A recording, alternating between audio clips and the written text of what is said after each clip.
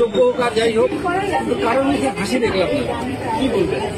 দেখুন, এসএসসির পরীক্ষা হতো প্রত্যেক বছর, বছরে বছরে পরীক্ষা, বছরে বছরে ফল প্রকাশ, প্রত্যেক বছর নিয়োগ স্বচ্ছতার সাথে, কেউ কোনদিন প্রশ্ন করতে পারে না। 9 বছর পর পরীক্ষা হচ্ছে ব্যতিক্রমে। কেন? যোগ্যদেরকে চাকরি খারিজ করিয়ে অযোগ্যদের পাশে সরকার দাঁড়িয়ে এসএসসিকে দিয়ে আরেকবার পরীক্ষার যে ব্যবস্থা করলো, এটাতে ছাত্রছাত্রী কোনো ভরসা পাচ্ছে না।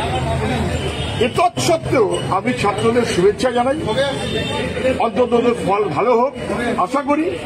কিন্তু সরকার এবং এসএসসি ভেতরে কত কাকড় ঢুকিয়ে রাখবে অথবা রেখেছে এবং তবে কি জটিলতা করবে, দাগ অদাগ মিলিয়ে দেবে কি দেবে না, এই ব্যাপারে আমার বিশ্বাস এসএসসির উপরে নেই। ছাত্রছাত্রীদেরও নিশ্চয়ই একটু অবিশ্বাস হয়েছে, অভরসা হয়েছে, সেই কারণেই হাসি মুখে হাসতে হাসতে বেরোয়। আজকে খুব হাসতে হাসতে বেরোয়নি বলে আপনারা বলছেন। ইতিমধ্যে আবার একটু অভিযোগ উঠছে যে প্রশ্ন বিক্রি হতে পারে ইত্যাদি ইত্যাদি। যেমন প্রশ্ন বিক্রি হয়েছে কিনা আমি জানি না, কিন্তু বিরোধী দলনেতা তিনি বলেছেন প্রশ্ন বিক্রির কথা।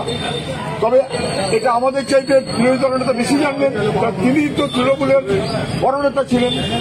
প্রশ্ন বিক্রি গতবার যখন হয়েছে অথবা দুর্নীতিটা হয়েছে তখন তিনি তৃণমূলের শরিক, মানে তিনি জানেন ভেতরে ভেতরে গন্ডগোল কি আছে, কিন্তু প্রচুর তালা আছে, এ নিয়ে কোনো সন্দেহ নেই।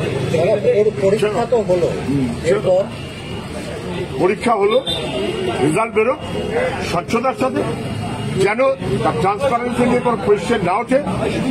শিক্ষিত যুবক যোগ্য মেধার ভিত্তিতে তাদের কাজ, এইখানে আর যেন কম্প্রোমাইজ না করে। যা 12টা বাজে আর বাজিয়েছে, আর যেন 14টা না হয়ে যায়। পরীক্ষার্থীরা অনেকে ভয় পাচ্ছেন যে পরীক্ষাটা হচ্ছে, নিয়োগ হবে কিনা সন্দেহ করেন, আবার হয়তো কোনো কেস হবে। কোনো পরীক্ষার্থীদের মনের মধ্যে নানান সন্দেহ। 22 লাখ পরীক্ষা দিয়েছিল, আর 3.5 লাখ না 5 লাখ যারা পরীক্ষা দিচ্ছিল, এখান থেকে তো বোঝা যায় যে আসলে ভরসা কিছু সরকারের অথবা এসএসসির প্রতি মানুষের নেই।